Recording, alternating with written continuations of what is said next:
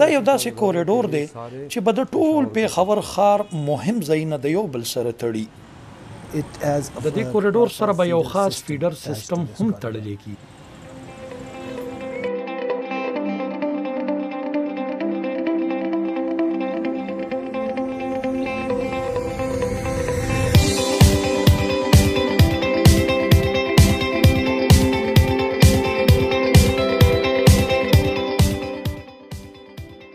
پیښور ښار د خیبر پښتونخوا دارالخلافه ده او آبادی یې 28 لکه ده.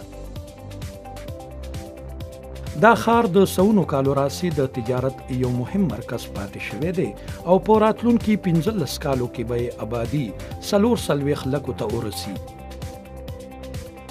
د آبادۍ زیاتېدل په اقتصاد واضح اثر لري او ډېرې ستونزې مخې ته راولي لکه د استوګنې او د ترانسپورټ مسلې.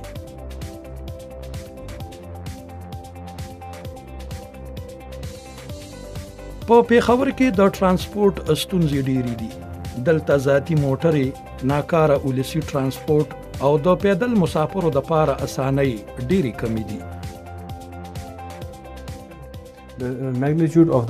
لویه مسله دا ده چې په رڼا ورځ 10 لکه خلک په 10 لکو موټرو کې په پیښور کې سفر کوي.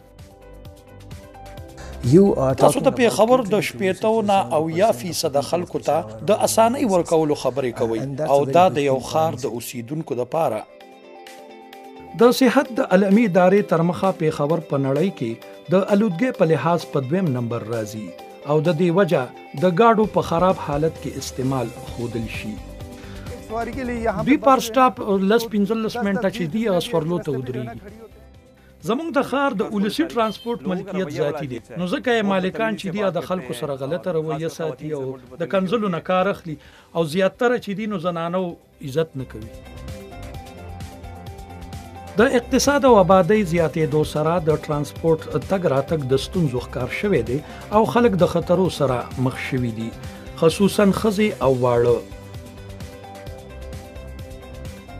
کې مسله دا ده چې being a female یا advocate یا lawyer څوک بل یو فیمیل وي، بچی وي، ماشوم وي، هغې ته دا مسله وي چې یو خو دا ده چې دا سټاپ ټو سټاپ چې دا دی صحیح ودرېږي نه. سټاپ باندې سورلی اوچتې چې بریک لخپوړې بس 600 روپۍ چالان د ټریفک والو. د ایشیا د نورو ترقي پذیر ښارونو غوندې په پیښور کې هم ذاتي موټرې ډېرې شوي دي او په پیښور کې 80% خلک د تګ راتګ دپاره ذاتي ګاډي استعمالوي. په کوم ښار کې چې لکه د پیښور غوندې آبادي د 10 لکو نه زیاته وي نو هلته کې د ماس ترانزیت ضرورت پیښیږي، ځکه خو دلته د BRT تجویز پیش شوی دی. So Peshawar needs a BRT system. پیښور ته د BRT حاجت پیښ شوی دی او د دې لپاره حکومت د ایشیا د ترقیاتي بانک ADB مدد حاصلوي. As it's like a partner.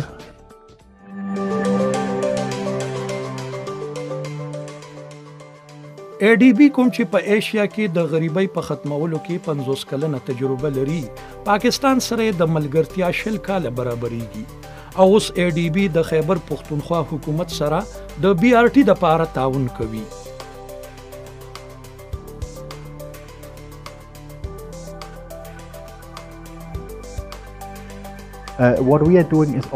مونږ یوازې د BRT تکنیکی او د جوړښت اړخونو ته نه ګورو، بلکې د دې د ادارتي کردار هم خیال ساتو.